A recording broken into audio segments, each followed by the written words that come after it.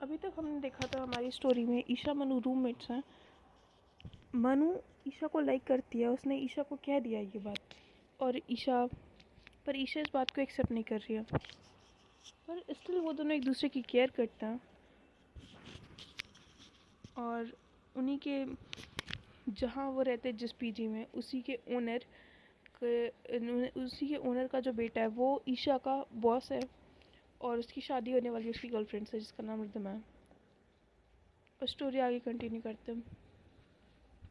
रिद्धिमा ईशा और मनु के साथ ही बैठी थी। रिद्धिमा ने ईशा को भी बोला कि अभी कुछ टाइम में मेरी और सार्थक की इंगेजमेंट होने वाली है, और मैं तुमको पहले से इनवाइट कर रही हूँ और तुमको आना है, ठीक है? मनु के साथ आना, और तब तक शायद तुम लोग भी कपल बन ही चुके होगे। ईशा ने कहा नहीं, मतलब ये मुझे लाइक करती पर मैं अभी नहीं करती। रिद्धिमा ने बोला कि तुम इसे लाइक नहीं करती। मनु ने कहा मैंने तो तुम्हें बताया था, तब मैंने प्रपोज किया है, मैंने ये नहीं कहा था कि ये मुझे लाइक करती है। रिद्धिमा ने बोला ओह आई एम सॉरी, मतलब इसने मुझे बता रही था कि तुम इसे लाइक नहीं करती, मुझे लगा कि तुम करती हो, इसने बस इतना बताया था कि इसने तुम्हें प्रपोज किया है। ओह आई एम सॉरी, मतलब मुझे लगा नहीं था। और एक मिनट, तुम इसे लाइक नहीं करती? ईशा ने कहा नहीं, तो तुम इसके लैब पे क्यों सोई थी? ईशा ने कहा मतलब लैब पे सोना मतलब लाइक करना? रिद्धिमा ने बोला ओके एक मिनट, तो तुम लोग सिचुएशनशिप पे हो, और ये रिलेशनशिप भी हो सकती है और वापस फ्रेंड भी हो सकता है, मतलब राइट? ईशा ने बोला नहीं, मे बी मैं शायद लेस्बियन नहीं हूँ। रिद्धिमा ने बोला मे बी तुम हो लेस्बियन, बिकॉज अरे यार तुम उसके साथ तक कंफर्टेबल है, उसके लैप पे सोई उसको प्रपोज करने के बाद भी। ईशा ने कहा हाँ मे बी शायद मैं लाइक करती हूँ। यार देखो मैं ना कंफ्यूज हूँ, ठीक है? मुझे समझ नहीं आ रहा कि मतलब ये लव वाला फीलिंग क्या होता है, और मुझे टाइम चाहिए। मैंने कहा यार दिमाग छोड़ दो ना, इसको समझने दो, अपनी ये बच्ची है अभी, इसको समझने दो, ये तो समझ जाएगी थोड़े टाइम में। तुम इसे मतलब क्लियर मत करो भी, मत बोलो इससे। ईशा ने बोला नहीं मतलब मुझे जानना है, प्लीज़ मुझे बताओ ना कि तो क्या होता है। मैंने कहा यार नहीं रिद्धिमा तुम चुप रहो, तुम नहीं बोलोगी, इसको जो है मतलब खुद से समझने दो, किसी और की इंटरप्रिटेशन लव की नहीं जाननी है ना, इसको जो सही लगे वो करना है इसे। ईशा ने कहा हाँ ये भी ठीक है। ईशा ने पूछा रिद्धिमा से कि आपको कैसे पता कि आपके जो बॉयफ्रेंड है, मतलब सर सार्थक सर। रिद्धिमा ने कहा उसे सर मत बोलो, सार्थक बोलो, ठीक है? अब वैसे भी हम लोग तो फ्रेंड है ना। तो ईशा ने कहा ओके, जो सार्थक है आपको कैसे पता कि वो आपको लाइक करता है? रिद्धिमा ने कहा कि वो मुझे लाइक करता है, वो मैं बिना रह नहीं पाता, वो मुझे बच्चों जैसा पैम्पर करता है, और वो मुझे पेन में नहीं देख पाता, मतलब मैं उसके साथ बहुत कंफर्टेबल फील करती हूँ, सेफ फील करती हूँ।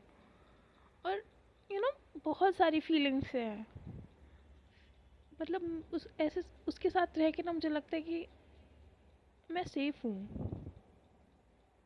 अगर मैं कहीं भी रहती हूँ ना उसके साथ बस बहुत अच्छा फील होता है। और ऐसे वो बहुत प्यारी प्यारी बातें कह रही थी ईशा को, वो सारी बातें लग रहा था कि वो तो रिद्धिमा और ईशा के मनु और ईशा के बारे में ही बात कर रहे हैं, क्योंकि ईशा को भी मनु के साथ सेफ फील होता था, ईशा को भी मनु के साथ कंफर्टेबल फील होता था, और सारी चीज़ें ईशा और मनु की, वो लग रहा था कि ईशा और मनु की ही स्टोरी बता रही है।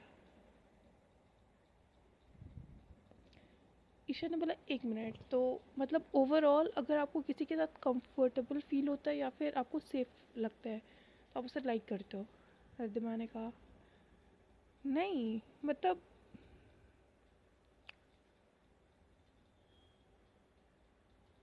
यार मैं क्या बताऊँ, ये बहुत कॉम्प्लेक्स फीलिंग है।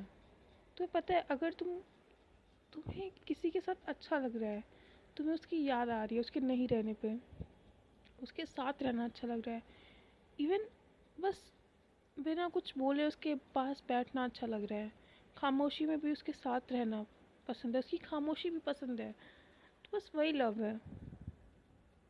आई नो बेस्ट तरीका लव को जानने का,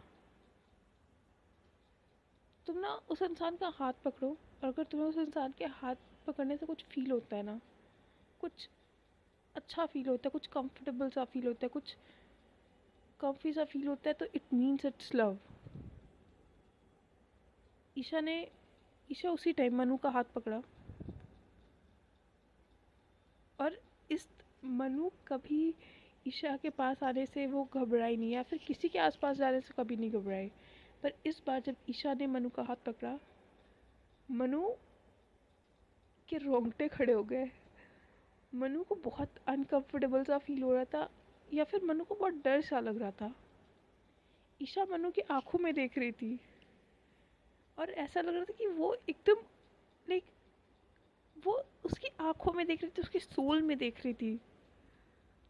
और ऐसे देखते हुए ईशा मनु को हग कर लिया।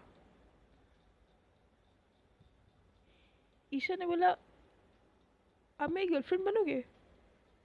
मान गए ऐसे ऐसे कुछ भी अचानक से? ईशा ने कहा, आपने भी तो यही किया था। मनु ने कहा, एक मिनट, तुम मुझे लाइक भी करती हो कि नहीं? अभी तक तो तुम श्योर नहीं थी कि लव किसे कहते हैं, और अभी तुम डायरेक्ट तुमने प्रपोज कर दिया। ईशा मनु के पास आके उसके फोरहेड पे किस किया। ईशा ने बोला, आई लाइक यू, और आप मेरी गर्लफ्रेंड बनोगे? मनु ये सुन के बाहर चली गई रूम से, अपने कार की चाबी ली और वो बाहर चली गई। ईशा को समझ में नहीं आया कि उसने क्या किया ऐसा कि वो बाहर चली गई।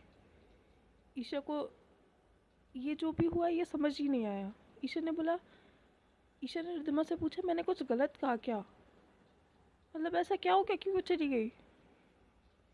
रिद्धिमा को समझ नहीं आया। रिद्धिमा ने मनु को कॉल किया, मनु कॉल नहीं उठा रही थी। ईशा ने मनु को कॉल किया, वो किसी का कॉल नहीं उठा रही थी। उसने ईशा को टेक्स्ट किया कि बस 5 मिनट रुको और कहीं मत जाना, वही रहना, मैं बस आ रही हूँ, बस 5 मिनट। ईशा ईशा को समझ नहीं आता कि क्या करे।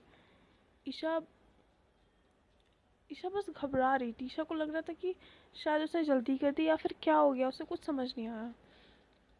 10 मिनट बीत गया, 20 मिनट बीत गया, 1 घंटा बीत गया, और अब 2 घंटे को होने आए थे। रिद्धिमा भी अपने घर चली गई थी। ईशा 2 घंटों से वो वॉक करे जा रही थी, उसको समझ नहीं आ रहा था, और इवन काफ़ी रात भी हो गई थी। ईशा को नहीं समझ में आ रहा कि वो क्या करे। उसने मनु को बार बार कॉल किया। मनु ने 2 घंटे बाद कॉल उठाया। मनु बोला, बस 5 मिनट, मैं बस 5 मिनट में आ रही हूँ। ईशा ने पूछा, मैंने कुछ गलत कह दिया क्या? मैंने जल्दी कर दी कि आई एम सो सॉरी अगर मैंने कुछ गलत किया। आई एम सॉरी, प्लीज़ वापस आ जाओ। मनु ने कहा, अरे यार 1 मिनट रुको ना, बस 5 मिनट में आ रही हूँ मैं। कुछ देर में मनु की कार नीचे आ गई। मनु अपने हाथ में कुछ लेके आ रही थी, कुछ बैग में उसके बैग में कुछ तो था, वो लेके आ रही थी। वो जैसे रूम पे आई, उसने रूम नॉक किया। ईशा ने रूम खोला, और उसने मनु को हग कर लिया। मनु ने कहा कि अरे यार शांति रखो, कुछ नहीं हुआ। और तुम्हें क्या हो गया था? इतने इतने कॉल्स क्यों? तुमने मुझे 200 कॉल किए हैं, लिटरली 200 कॉल। मतलब तुमने 2 घंटे में 200 कॉल, 1 मिनट में 60 सेकेंड्स होते हैं। तुमने 60 मिनट्स में 100 कॉल किए हैं। मैं भाग थोड़ी ना जा रही थी कहीं पे। ये सब मनु बोल ही रही थी। ईशा उसको छोड़ ही नहीं रही थी।